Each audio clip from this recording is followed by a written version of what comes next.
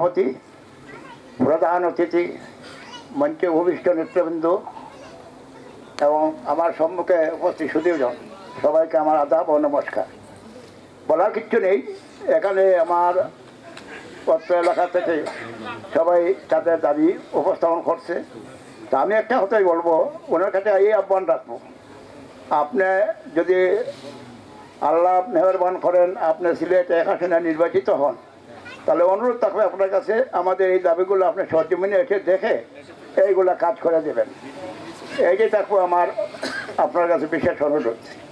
আর আপনি আজকে যে আহ্বান করেছেন, পরামর্শ আপনাকে কী দিব? আমরা তো পরামর্শ দেওয়ার সেই ক্ষমতাও নেই বা পরামর্শ দেব সেই জ্ঞানও আমাদের নাই। তো যাই হোক, আজকে এটাই আমাদের ধন্য যে আজকে আপনি আমাদেরকে নিয়ে একটা সভা করছেন।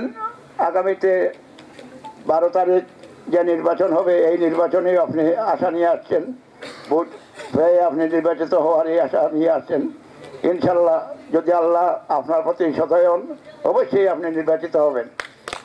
আমার সহভাই নেহারুজ্জন দাস বাচ্চু ভাই, তিনি সাথে অনেক দিন ধরে পরিচিত। তিনি যখন ফ্রন্টে ছিলেন তখনও আমরা আসছিল, তিনিও আমাদেরকে কিছু আশ্বাস দিয়েছিলেন। কিন্তু যাই হোক, ভাগ্য আমাদের খারাপ, পথ পরিবর্তন হয় আওয়ামী লীগ সরকার এসে, আর যার কারণে আমরা বাচ্চু ভাই অনেক কিছু জানেন।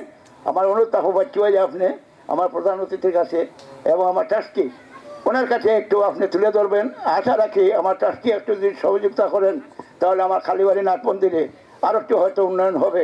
আর আমাদের প্রধান অতিথি নির্বাচিত হলে আমাদের দাবি থাকবে, আপনি নির্বাচিত হলে আমাদের কালী মন্দির এটা আপনি সশরীরে এসে আপনি সাহায্য সহযোগিতা করবেন, এই আশা ব্যক্ত করেই আমি আমার সংক্ষিপ্ত বক্তব্য